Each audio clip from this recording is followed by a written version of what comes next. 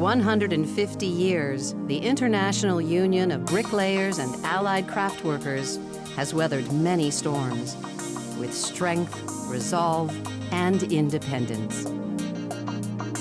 BAC's foundation was built in 1865 when Baltimore bricklayers went on strike for the right to work any job, and Union brothers from Philadelphia came to their aid.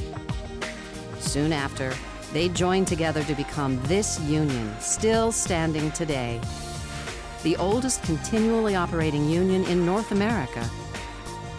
And why? Because BAC builds, adapts, and changes. We were in the storm of a lifetime in the last 5 years. Nobody around has experienced anything like this. So we had to batten down the hatches, big time. And we had to conserve our resources, and we had to do more with less. We were determined to redefine our union's operating structure during 5 very difficult years so that we could, 1, survive as an independent union, and 2, be ready for the eventual construction industry recovery and upturn. Nobody my age in our lifetime seen a recession like this. It's actually a depression as far as construction was concerned. Facing fierce headwinds, BAC got down to business, laying the groundwork for recovery. We've always maintained our apprentice program. We cut back on the amount of apprentices we trained each year, but we kept training all through the slower times. During the downtimes, we were training our members so that when things did pick up, they would be available and ready to go to work. So now it seems like we've turned a corner. There's a tremendous amount of pent-up demand for work, actually. Coming out of this recession, we've learned that it's to our great advantage if we can have our people trained in multiple tasks, whether it be bricklayers, laying tile, tile layers, laying brick, concrete, whatever it takes to make themselves more employable, to be certified in new materials. Last year and this coming year with about 7 or 8 new projects, all brick and block, it should provide a lot of man hours for our members. We started off with probably our best first quarter that we've ever had in the history of our company, which is a little over 40 years. And we see that the future's bright. Meeting the challenges of the next 5 years and raising BAC to new heights of strength means doing what its members do best: build with skill and pride.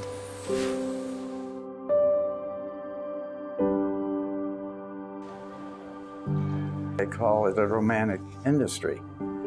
And when the project's finished, the beauty of it is exposed. And if you put the right quality of craftsmanship into it, you've got a perfect job.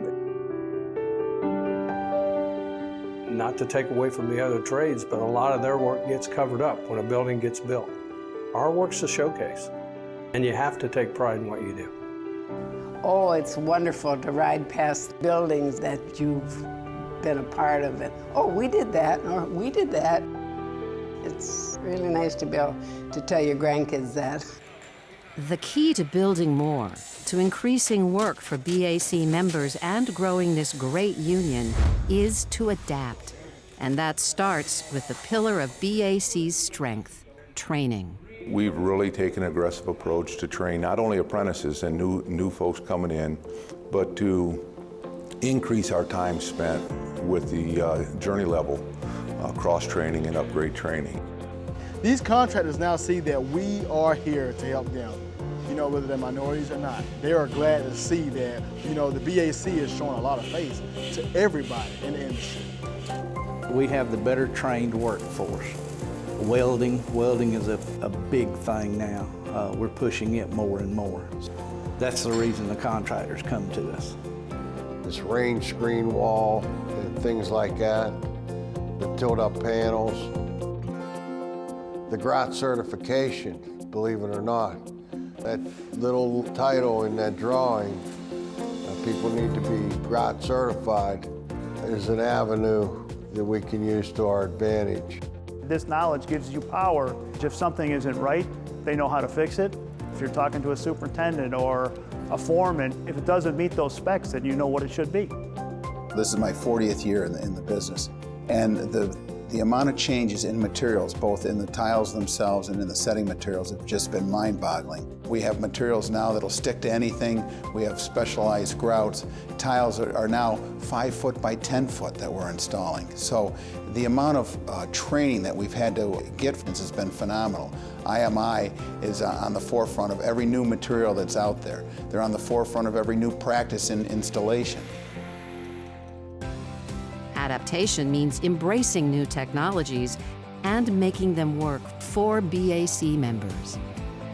If you're going to work in our industry, as I have, you start off laying bricks like I did. You may learn to lay blocks.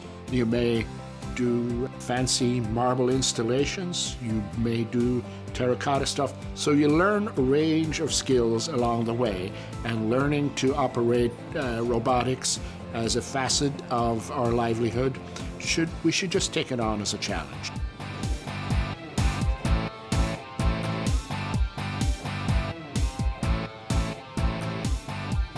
There's been a huge amount of change with BIM information modeling, and we have to make sure that our people familiarize themselves with this process and that they get a step ahead. Building information modeling is going to become the dialogue of the future for the design community as well as the construction community. If we're not part of the process during the design phase, we're not going to be part of the process during construction. You can get information to the field right away if you need to. If there is a change, everybody has smartphones now. You can just email them the change and it's almost instant, so there's not, well, we did it already, now we got to tear it out and redo it. It has helped, but it's also made a lot more changes on projects. Masonry, for a number of reasons, is a little bit out of fashion at the moment. We need to create a little excitement, a little sexiness about it, so as the design community starts using it more again, and so as consumers of masonry notice it a little bit more than they have been in the last few years. As our craft and the masonry industry incorporates technology, so does our union. We worked on harnessing technology to better serve our local members and contractors. Because of that, in the last year or so, we were able to introduce the local portal and more recently, the member portal. We all have iPhones and either laptops or tablets, and some of us are hooked into a VPN hookup where we can work from a remote area into our regular databases at our headquarters. So that's helped save time and money. Technology will also expand work opportunities for BAC members. We're seeing a lot more interest in plaster. It's gas, oil, Marcellus shale. It's exploding in our region. We have a couple of nice residential, high-end residential projects going right now. We have a spectacular sand source that's really good for fracking. And so we probably have over 20 different sand plants that are being built up in that area. The work is there for restoration. The one issue we're having is other trades see the work that we're getting. And so they're all trying to get a piece of their pie, but we're doing a good job holding them off. Rainscree's relatively new to it. We're also trying to make sure that BAC captures that work, and so we have certified people in it versus an iron worker or somebody else doing it. Big things that we're seeing in the Cleveland market, the larger cities, is the idea of a complete wall system and doing all the elements to it, as well as it's just a totally new product for our people to look at and learn how to install. And the end result is, something that can go up and make a building look like a nice stone structure, like some of the ones that are, 100 and some years old. I believe that there will be less maintenance on these structures in the future. If maintenance is required, it's easier to go to a local area of the building where the problem might be occurring, actually remove those tile, look and see what's going on in the backup, fix it and close it back up. To grow and thrive, BAC must change to attract the new members needed for a vibrant future. To bring in a lot of new, young, enthusiastic members would be my goal for the next couple of years. We have made a very concerted effort throughout the state of Michigan to work with the skilled trade centers at the high school level. We're aggressively trying to bring in young new members. We want the best of the best. The younger generation is easier to train, and they're good about looking for new ways to do things. We're working with helmets to hard hats more now.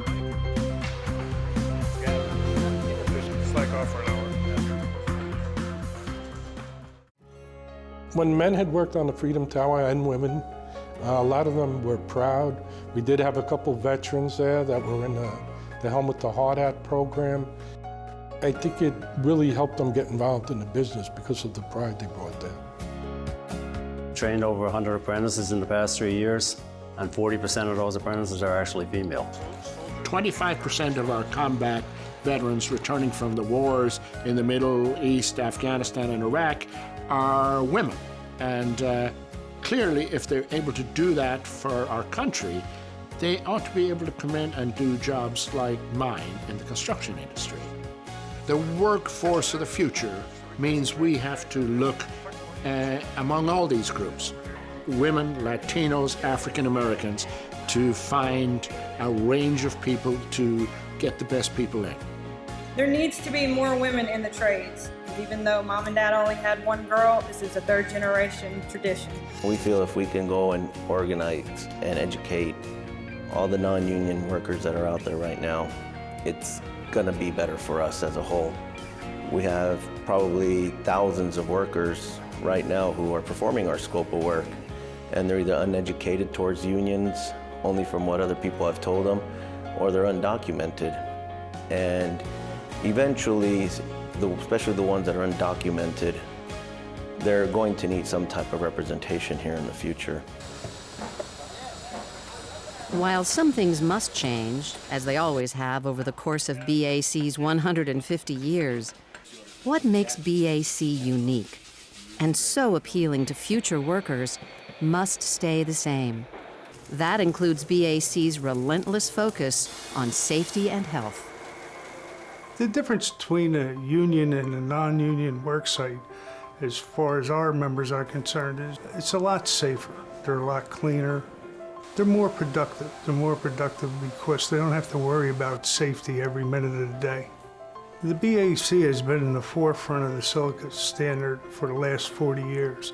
As a matter of fact, September 12th was the 2-year anniversary of the proposed ruling coming out. We've helped in every aspect of this proposed ruling. You're probably wondering how this happened. I'm a 41-year-old terrazzo mechanic. My employees didn't provide me with a safe workplace, nor did they care to. They did not provide me with the equipment properly maintained. They wouldn't allow me to maintain it. We need a federal standard across the board that holds everybody accountable and brings that same level of professionalism to all job sites. It's important that we get new regulation because what we have in there now really has no teeth. The craft workers out in the field don't have a voice and are often afraid to say anything for fear of losing their job. It protects all workers on the job. Union sites, non-union sites, electricians, plumbers, carpenters, and certainly the members of the BAC. With the government regulation, it's going to save lives. It's going to take the burden of the member walking away and saying, I'm not going to work in this dust, and then losing his job. And it's going to put the burden on the contractor to make sure he doesn't have to make that choice. It's equally important to maintain BAC's historic commitment to health and retirement security. Our members rely on us to provide them pension funds, and I think where we have strong defined benefits, that's most important to us. We should do everything we can to preserve them. Like Baltimore bricklayers in 1865, our brothers and sisters of Local 1 Missouri recently had to strike. Their employers wanted to kill off a defined benefit pension. Thanks to their strength and solidarity, they won, gaining a new 6-year contract that saved their retirement security. The next generation of BAC Masons, and of course, we as longstanding members have a responsibility to pass this on to the next generation, a union that is just as good as we found it or better than we found it. And if we fail to do that, we're failing in our responsibilities to provide for the next generation. The International Union of Bricklayers and Allied Craft Workers celebrates and honors 150 years of solidarity, with the responsibility to pass this to those who carry on the union trowel trades.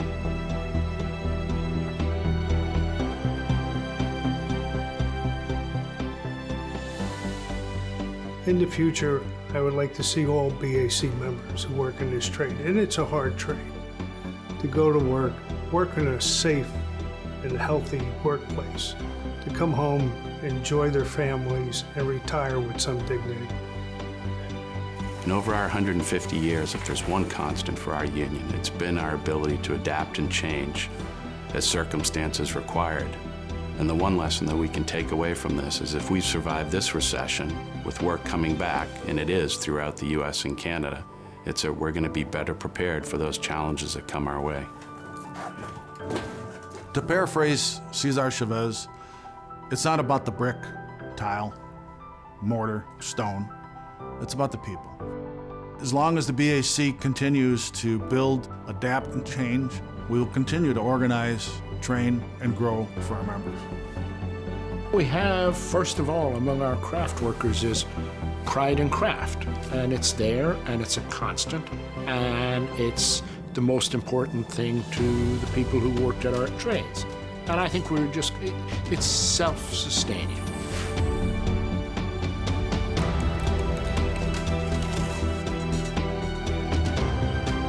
With solidarity, prudent reserves, and strong, fierce independence, this union, the BAC, will continue the craft with pride. Building, adapting, changing.